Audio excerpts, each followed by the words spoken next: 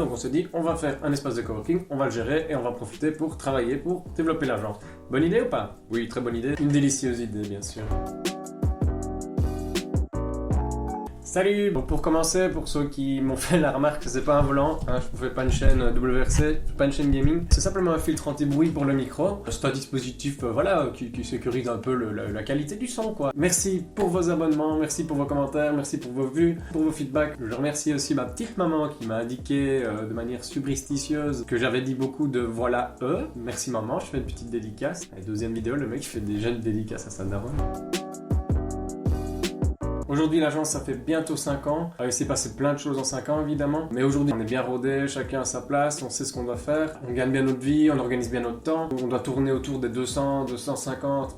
Et je vais pas parler de pognon, On tourne entre 200 et 250 clients. On travaille à la fois pour le boulanger du coin, mais on travaille aussi avec des entreprises à l'échelle internationale. C'est une mixité qu'on a vraiment envie de garder dans l'entreprise. C'est super important pour nous de pouvoir travailler avec des acteurs locaux qui ont des réels besoins de visibilité en ligne. Mais voilà, c'est super important aussi pour nous de pouvoir travailler avec des grosses entreprises qui demandent beaucoup plus de rigueur et de technique. Et j'espère que ça va continuer. En tout cas, ça donne envie de donner le meilleur de soi-même pour avancer, pour faire toujours mieux, pour rendre des services qui sont toujours de meilleure qualité. Et pour ceux qui se demandent un petit peu ce qu'on fait réellement, on est une agence de communication, on est une agence créative, c'est-à-dire qu'on accompagne nos clients dans la communication de manière globale. Notre champ d'action est assez large, on fait des identités graphiques, on fait du graphisme, du développement web, donc tout ce qui est site internet, e-commerce, applications mobiles. On met également en place des automatisations de processus comme par exemple des simulateurs de devis, on fait des imprimés, la gestion des réseaux sociaux, de la photo, de la vidéo. En clair, tout ce qui touche au milieu de la communication, du web et de nouvelles technologies. C'est parti, on part 5 ans en arrière. Au tout début, on n'a rien. Donc on prend 3 amis, on les met ensemble et on essaye de créer un truc. C'est pas plus compliqué que ça. Il a fallu trouver un lieu de travail, donc on s'est arrangé avec la commune pour investir notre ancienne case de primaire qui était vide à ce moment-là. Donc on s'est dit, on va faire un espace de coworking, on va le gérer et on va profiter pour travailler, pour développer l'agence. Bonne idée ou pas? Oui, très bonne idée. Une délicieuse idée, bien sûr. On est resté 1 an et demi dans notre ancienne case de primaire. C'était trop cool. On a pu développer l'agence. L'aspect coworking était assez intéressant pour nous. Vous le comprendrez plus tard pourquoi, évidemment. Des liens. On est jeune, on arrive dans le milieu professionnel, on a des doutes sur notre capacité à satisfaire des professionnels qui ont plein d'expérience. On ne sait pas où on va, on ne sait pas comment on y va. Mais en tout cas, on fonce, on veut aller quelque part. Il y a beaucoup d'entreprises à ce moment-là qui proposent des solutions clés en main qui ne sont pas du tout adaptées aux besoins des clients. On récupère beaucoup de clients de cette manière-là. La première année, on ne gagne pas du tout notre vie. Après 1 an, on arrive à se payer notre premier salaire fixe, donc c'est une super étape, c'est rassurant. Donc on aime les défis, on a envie d'aller plus loin, on adore faire les choses bien. On part du principe que tout est possible, on se donne les moyens d'y arriver. C'est ce qu'on fait pour nous et c'est ce qu'on fait évidemment pour nos clients. Donc en 5 ans, évidemment, on a eu beaucoup d'imprévus, de surprises, d'opportunités. Soit ce sont des choses waouh qu'on tape super fort pour obtenir, soit ce sont des choses un peu imprévues qui nous tombent dessus. Et ça change pas mal la donne dans le parcours d'une entreprise. C'est assez gratifiant de tomber sur des belles opportunités et de pouvoir les saisir au bon moment. Donc dans les grands moments, évidemment, il y avait le changement de statut. Donc au tout début, on a commencé à la Smart. Donc c'est un organisme qui rémunère les créatifs et donc qui nous permettait de facturer à nos clients sans avoir de statut particulier. Ensuite, on s'est mis en tant qu'indépendant en association de fait. Puis on est passé en société au bout de 2 ans et demi. Et évidemment, le changement de bureau, donc la classe de primaire, c'était très pratique, très agréable au début. Donc on a commencé à travailler pour un groupe d'investissement à Marchand-Famenne qui avait justement des bureaux à louer. On s'est installé assez naturellement là-bas et nous, on croit vraiment au potentiel de Marche. Et on est passé de ça à ça. Donc au niveau de la crédibilité, pour nous à ce moment-là, évidemment, on choisit l'option « tu aurais fait pareil ». Je le sais, tu aurais fait. Arrête de me regarder comme ça, tu aurais fait pareil. L'espace dans lequel on se trouve à Marchand-Famenne, il est super enrichissant parce qu'on a une deuxième casquette au-delà de l'agence de communication, c'est qu'on s'occupe du coworking et de la gestion des salles de réunion pour le propriétaire. Donc ça nous permet de rencontrer plein d'autres entrepreneurs. On a aussi cette dynamique de vouloir créer des événements autour du digital et du numérique à Marchand-Famenne. Donc dans le parcours d'une entreprise, il y a beaucoup de défis techniques et il y a beaucoup de défis relationnels. Qu'on soit tout à partir d'une feuille blanche, mais on utilise WordPress, je veux dire, pour le côté flexible et accessible. Et c'est ce qui est fortement apprécié par les clients qui peuvent également prendre la main sur leur contenu facile. Est venue aussi l'idée d'agrandir l'équipe un certain nombre de fois.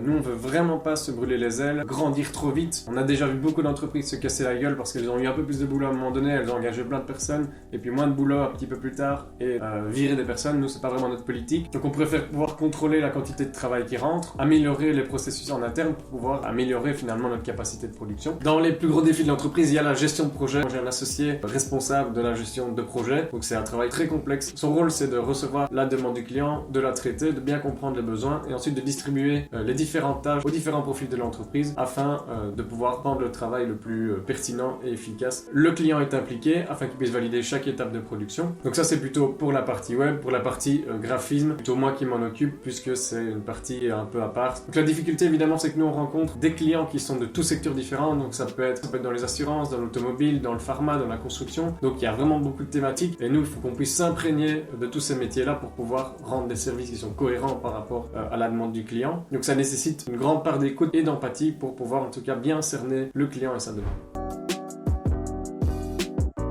Ce que je retiens de l'expérience ici en 5 ans, c'est l'importance de la confiance, de l'accompagnement sur le long terme avec nos clients. Donc les entreprises qu'on a rencontrées il y a 5 ans sont toujours nos clients d'aujourd'hui. Nous, de notre côté, on est plus expérimentés, on développe des nouvelles techniques, on connaît des nouvelles technologies et notre client, lui, évidemment, sur l'entreprise, elle grandit aussi, il y a des nouveaux besoins qui apparaissent et finalement tout ça continue à matcher sur le long terme. Le réseautage, ça a 3 avantages pour moi. Donc le premier, c'est de faire connaître son entreprise et créer du business avec les autres entreprises. Ça permet aussi de connaître les enjeux, les défis, les problématiques et les solutions que les autres entrepreneurs trouvent dans leur parcours professionnel et d'échanger pour s'aider mutuellement. Alors évidemment c'est intéressant aussi pour connaître les humains qui sont derrière les entreprises, boire des bières évidemment. On aime tous boire un petit verre, se lâcher, être un petit peu olé olé, vous ne me la faites pas à moi. L'important pour nous d'apporter une solution de qualité, un suivi et d'être réactif pour nos clients, est capital parce qu'on croit énormément au pouvoir du bouche à oreille, c'est ce qui a fait 90% de notre prospection. Évidemment, je voudrais remercier aussi mes associés, vraiment sincèrement, c'est super important pour moi de m'être associé. Évidemment, c'est pas toujours tout rose, hein, c'est pas ça que je dis. Globalement, voilà, ça fait que ça marche, ça fait qu'on a une force, on peut développer, on a confiance, on sait qu'on a les capacités d'avancer.